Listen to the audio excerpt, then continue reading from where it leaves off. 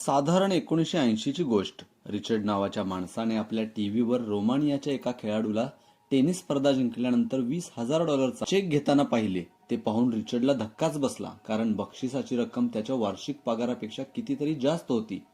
त्याच वेळी त्यानं पक्क ठरवलं की आपल्या मुली सुद्धा टेनिस खेळतील. पण इथं न पटणारी गोष्ट अशी की त्याच्या मुलींचा अजून जन्मही झाला नव्हता. आणि तो शपथ घेणारा जिद्दी बाप म्हणजेच महान टेनिसपटू सेरेना आणि व्हिनस विल्यम्सचे वडील रिचर्ड विल्यम्स. एका गरीब सिक्युरिटी गार्डने कशा घडवल्या दोन टेनिस सम्राज्ञी याचीच ही प्रेरणादायी गोष्ट. तर गोष्टीची सुरुवात अशी झाली की रिचर्ड आपली बायको ब्रँडी, सावत्र 3 मुली आणि व्हिनस सेरेना अशा 5 मुलींसह कॉम्प्टन या शहरात राहत होता. रिचर्डचा एका मॉलमध्ये नाईट सिक्युरिटी गार्डचा जॉब.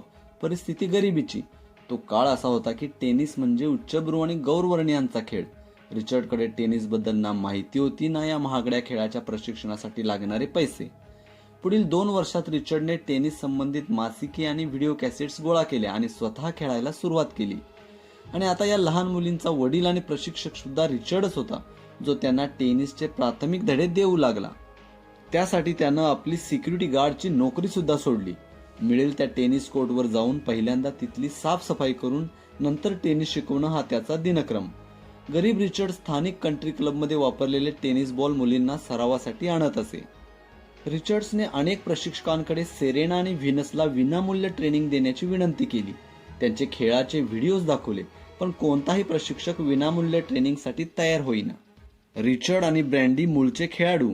परिस्थितीविना लेकींची प्रॅक्टिस थांबेल काय, अशी ब्रँडीची भीती. पण रिचर्ड्सचा मुलींच्या खेळावर पूर्ण विश्वास होता. तो दोघींमध्ये भविष्यातल्या चॅम्पियन्सच पाहत होता. शेवटी पॉल कोहेन या प्रशिक्षकांनी सेरेना आणि व्हिनसचा गेम प्रत्यक्षात पाहिल्यानंतर फक्त व्हिनसला ट्रेनिंग देण्याचं मान्य केलं. तर दुसरीकडे सेरेनाच्या प्रशिक्षणाची जबाबदारी स्वतः रिचर्ड्सनं उचलली. पॉल मैदानावर शिकवत असलेले सगळे धडे तो रेकॉर्ड करीत असे आणि सेरेनाच्या ट्रेनिंगसाठी त्याचा वापर करीत असे. आणि या पद्धतीने दोन्हीकडे दोघींची ट्रेनिंग जोरात चालू झाली. व्हिनसने पॉल यांच्या मार्गदर्शनाखाली एक टुर्नामेंट्स आणि ट्रॉफीज जिंकण्याचा धडाकाच लावला. तदनंतर संपूर्ण विल्यम्स फॅमिली फ्लोरिडामध्ये शिफ्ट झाली आणि दोघींना रिक मकी यांच्या नावाजलेल्या अकॅडमीमध्ये प्रवेश मिळाला. आता दोघींच्या खेळात पहिल्यापेक्षा मोठी सुधारणा होऊ लागली. त्यांचा खेळ टीव्ही चॅनेल्सवर प्रदर्शित होऊ लागला. वयाच्या फक्त 15व्या वर्षी रिबॉक या कंपनीची दोघींना तब्बल $12 मिलियन पहिली स्पॉन्सरशिप मिळाली. आणि अशा प्रकारे सुरू झाला विल्यम्स भगिनींचा टेनिसमधील दरारा.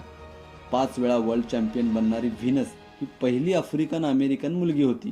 आणि जगात महान टेनिसपटू म्हणून विल्यम्स बहिणींचा जो दबदबा आहे, त्यात मोठा वाटा त्यांच्या वडिलांचाच आहे. तेच त्यांच्या आयुष्य घडवण्यामागचे खरे हिरो आहेत. मुलांना घडवायचं असेल तर त्यांच्या स्वप्नासोबत जगावं लागेल, हेच रिचर्ड्सच्या यशामागचं सूत्र. असंख्य अडचणीतून एका गरीब माणसाने एवढ्या अशक्यप्राय गोष्टीला गवसणी घालणं हे खरंच अविश्वसनीय.